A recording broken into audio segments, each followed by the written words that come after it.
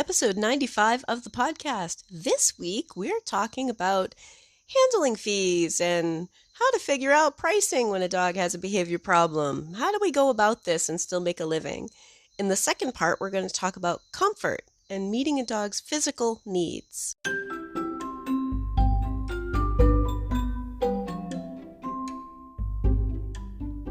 You're listening to the Creating Great Grooming Dogs podcast. I'm Chrissy Newmeyer-Smith. I'm a certified professional groomer, a certified behavior consultant for canines, a certified professional dog trainer, and the owner of Happy Critters in Nashua, New Hampshire. And this, my friends and colleagues, is the podcast where grooming and training meet. Let's talk about handling fees and pricing. Dogs with behavior issues take more time and effort, and we need to make money. Because this is a business after all, so how do we make sure that it's worth our while to take on a behavior issue? So first, let's remember that behavior problems are when dogs get hurt, people get hurt, and equipment gets broken. It's more than a bath and a haircut. And our pricing, in a perfect world anyway, our pricing is based on the time and supplies it takes to groom a dog who is well behaved and whose coat is well maintained. Let me repeat that because I think that that's important. In a perfect world, our pricing is based on the time and supplies it takes to groom a dog who is well behaved and whose coat is well maintained. So that's a reasonable expectation for our customers. Train your dog, brush your dog, get your dog groomed before they're a disaster. Our ideal client easily meets that criteria. So that's what our pricing is based on, grooming their dogs. So when a dog has a behavior issue to work on or to deal with, if a groomer isn't yet really convinced that working on it is in their best interest, they're still taking more time. More time. Whether you're working on the behavior problem or dealing with the behavior problems take more time. And where does that time come from? Let's think about that. Where does that time come from? In many cases, that would have been lunch. How many of us have worked through our lunch because the day got bogged down because a particular dog took us more time? Not that we saved him for lunchtime, but that everything got thrown off, and next thing you know, you're sitting at your table eating food with hair in it, right? While you groom. So let's not forget that that takes more time. It's not like we're leaving an extra hour every day for crazy stuff to happen. I mean, I hope not anyway, because you should be booking your day to make money efficiently. Again, our ideal clientele easily meets the criteria of having a dog who is calm, comfortable, and cooperative. Especially if we're on board with teaching every dog, right? If we're like, hey, this is just the norm. This is what it is to be a customer here, and let us help you get to that. Let us help you get to that. Anyway, so I want you to be thinking that you're not leaving an extra hour in your day for the behavior problems. And that's not free. That extra time is not free. When there's a dog on the schedule that we know takes extra time, extra supplies, extra effort, that could be matting, that could be, whatever it is, I want you to be thinking like, yeah, we booked that amount of time that we estimate the dog will need, and we charge accordingly. Charge accordingly. Let them know this is a time spent, effort, expertise, time, right? One of the things that I hear pretty often is I charge a handling fee.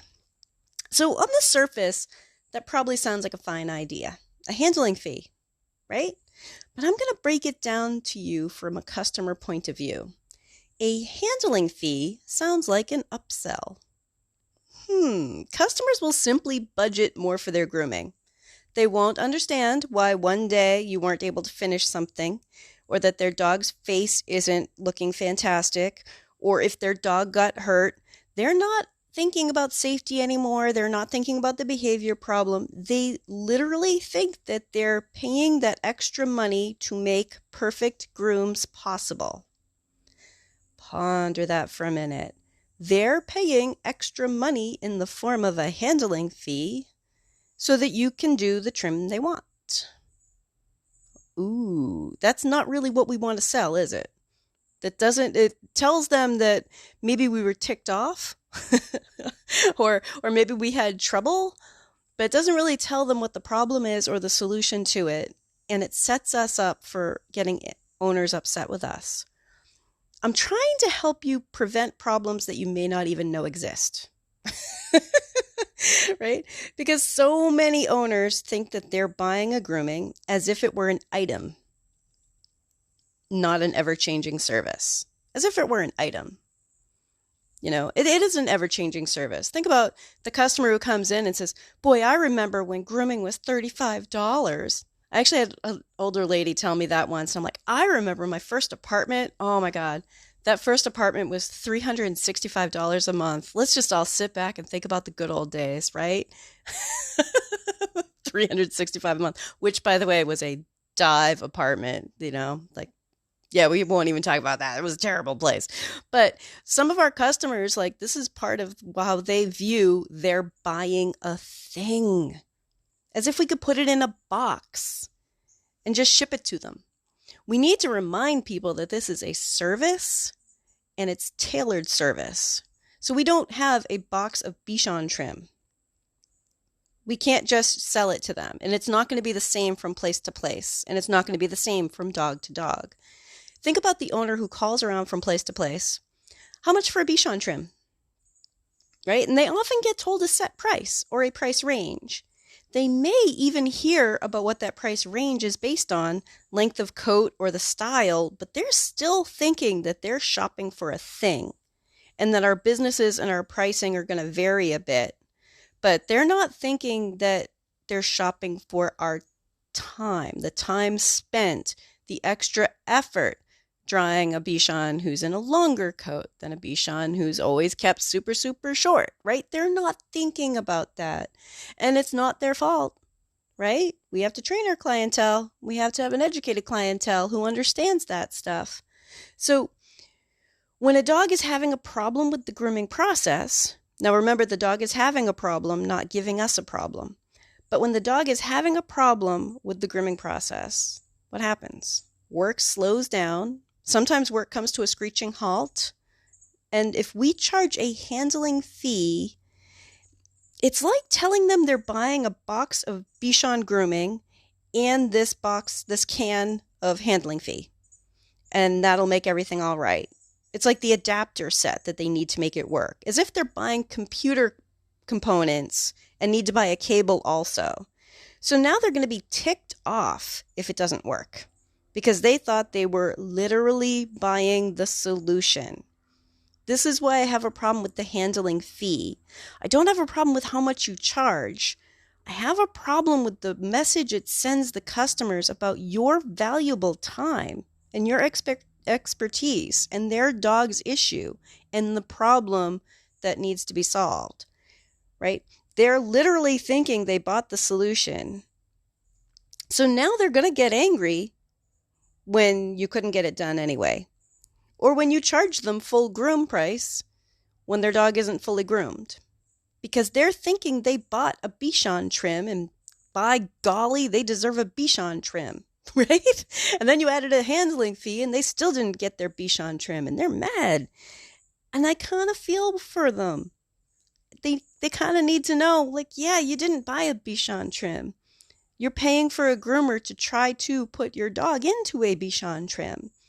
And this is what we need to do, right? So they're going to get angry because they don't understand. So instead of handling fees, we can tell people about our safety policy before they ever even have a problem. Hey, by the way, if your dog has trouble with grooming and has a behavior problem crop up, what we do here is, for the safety of your dog, for the safety of our staff, we calm the dog down and we try to work through the problem and help them be calm, comfortable, and cooperative. We simply don't want your dog to get hurt. It's a haircut and all of our tools are sharp. Everything that we use on a dog could potentially hurt them. Okay, so you need to be thinking about explaining a safety policy and explaining, I'm booking time for you. It's about how much time this takes us to do. How much time is it going to take? People understand that. All right, we might have to explain it a little bit, but you know what? When we start talking about how much time it takes to groom their dog versus how much time it takes to groom the dog who is really well behaved, right? Who wouldn't want to do 2 well-behaved dogs in the time it takes to do 1 misbehaving dog? Right? I mean, owners will see that. Like they can do the math. Like, oh, wait a minute. So 2 well-behaved border collies could get groomed in the same amount of time as it takes my border collie who wants to rip your face off. I could see why maybe you'd want to charge me 2 border collies. And I mean, certainly the math isn't going to be like double, but I want you to be thinking, like, explain it to them that I have to spend more time. Therefore, you are being charged for more time. And it's not going to be the same amount every time. And I'm not going to call it a handling fee, right? It's not because I'm having trouble handling your dog. It's because this is literally taking longer. And it shouldn't have to. Remember what I said about our ideal client can easily meet the criteria of having their dog be trained. Their dog is well behaved. Their dog is well maintained. They don't wait until their dog is totally matted, right? That's pretty normal stuff for our average customer. And the ones whose dogs are having trouble, we want to help them. So we're setting it up. We're telling them, listen, I want to help your dog be better, but that's not free. It's not free. Don't lose money working on dogs if owners are not on board with helping them be better. Because that dog will come back every year, year after year. Who knows how often they come in. Sometimes it's that we groom him every April, whether he needs it or not, but that dog is going to come back and be a problem every single time. That's not your clientele. Nope. That's a ticking time bomb. That's an injury waiting to happen. So we need to be talking to our owners about how pricing works and let them know. Like, there are times where I've had to tell people, listen, I'm having some problems right now, and I'm going to get the majority of the important stuff done. Like, try to get it like around the eyes. Usually if a dog is giving me a problem, I'll kind of tell people, and again, see, even I say it, giving me a problem. Dog is having a problem.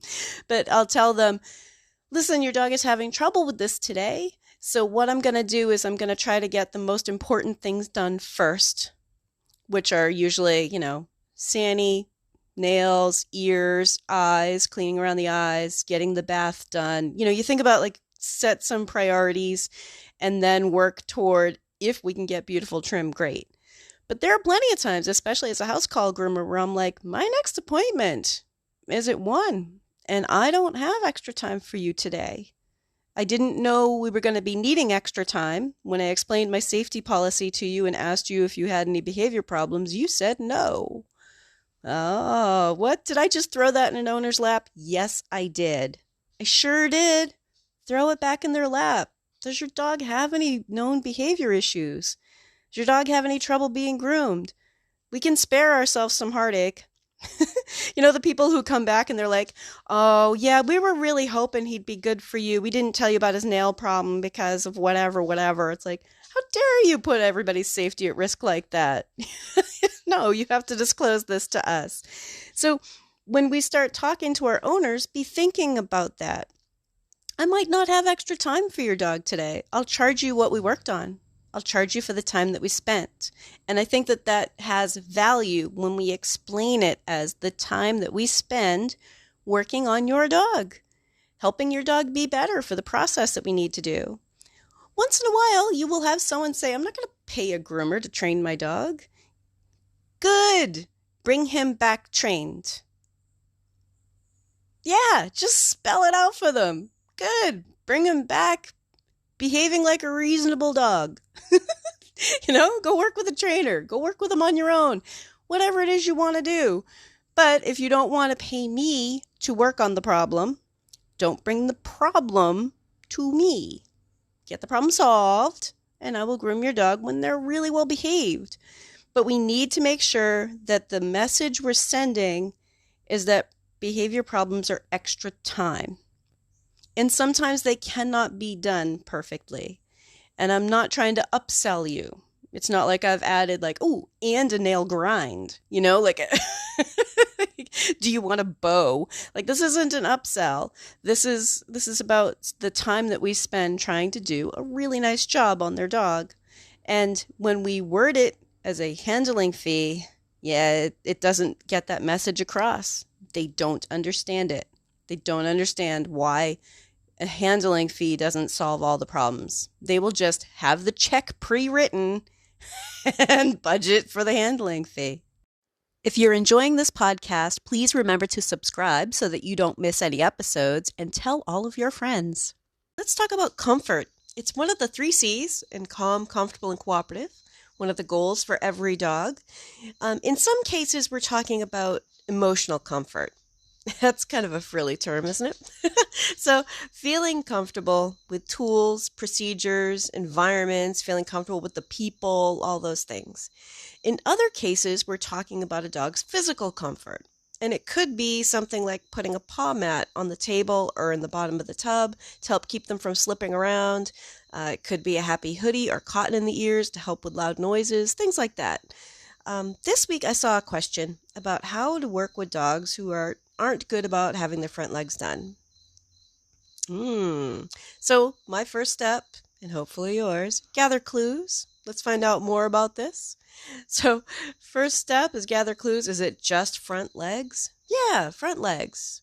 So groomers having problems with dogs with front legs. And I've heard this before, right? So to my ear, that indicates some sort of discomfort. Anyone else have that problem? Because I thought about it and I'm like, you know what? A lot of people complain to this. And I started looking around. A lot of people complain to this, right? And I dug a little deeper. And I'll say sometimes I go up to a dog and they're fine for their front legs for me, but they were really having a hard time minutes ago with someone else. Minutes ago, someone else was having a hard time with this dog with their front legs. And then at some point this week, it hit me like a ton of bricks. All right. So, well, first of all, my first answer to this was that it turns into a little bit of an anatomy lesson. When you pick up front feet or a front leg, the dog shifts their body weight. Most of their body weight is on their front legs. For most dogs, on average, I believe it's 60% on the front legs, 40% on the back legs, varying, of course, dog to dog, ages, things like that. But many dogs will shift their weight to their back legs or rock to the side. So if we're trying to scissor a front leg, we're trying to do some pretty detailed work or something, we might be thinking, I need you nice and square. But I need you to remember, the person holding the front leg will feel a little bit of a pull when we pull up a front leg if the dog is shifting into their back feet. And they're just readjusting. So if we expect that and go with it, that's not the same as pulling away. That's just regaining their balance. So be aware and expect them to pull back. But the bigger part of the anatomy lesson, and the part that made me go, oh my God, it hit me like a ton of bricks. Like, wait a minute, are people making this mistake? I gotta say it's a blind spot for me because I have a really strong animal background. I went to an Aggie, Essex Agricultural and Technical Institute in Hawthorne, Mass, class of '89. Woohoo! Shout out. But we had anatomy classes, all 4 years. So all sorts of animals. And I think that sometimes in grooming, we have like charts of what body places are, but not necessarily how they move. So I want you to think about this gap in our knowledge. So for a dog to reach their front feet out in front of themselves, they need to bend their elbow. Look at dogs when they're fully extended. During running or when they lay down with their feet straight out, the elbow is bent. So imagine that the shoulder has some movement in it, but the shoulder doesn't move their leg out forward. And I think sometimes as groomers, we're trying to get that leg to be straight and then pull it up straight. And of course, the dog has nowhere to go but to pop upward or start struggling because we're trying to bend an area that doesn't bend. So if you bend his elbow, then let him get his balance a little bit and guide the leg or the foot to wherever you need it to be. And I think you will notice a difference. And if not, that's okay, because how do we test that? How do we test if that's the problem? Well, we test it by giving it a go. So the next dog that you're working on, who's being a little bit fussy about their front legs, who maybe doesn't want the clipper down their front legs, take a moment, look at the situation, gather your clues. Is it just front legs? Is this leg matted? Is there something sore? Right? Gather your clues, but then bend the elbow, let the dog get their balance, then guide the leg and see if it changes. And that's how you can readjust this so that you're not having dogs that are terrible for their front legs because they're not trying to be.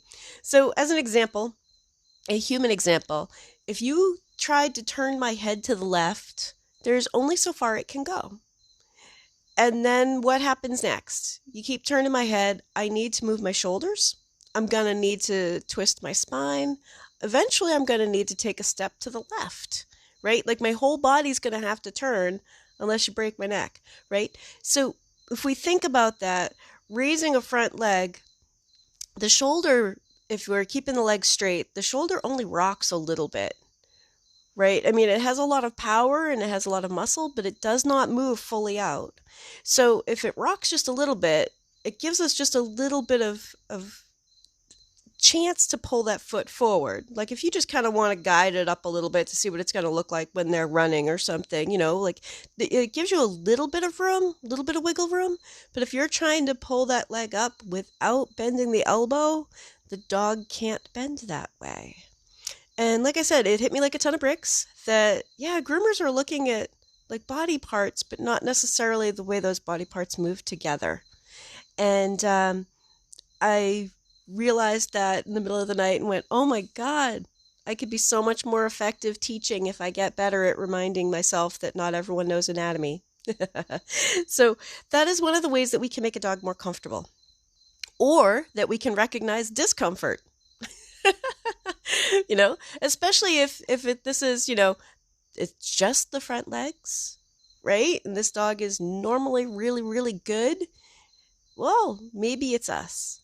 And it's okay to say, maybe it's us. Maybe it's us. We're just continuously learning. We're always going to keep learning. We're in this for the long haul. I hope anyway. Grooming is so much fun. I mean, we really have to stay into it. But not everything is a training issue.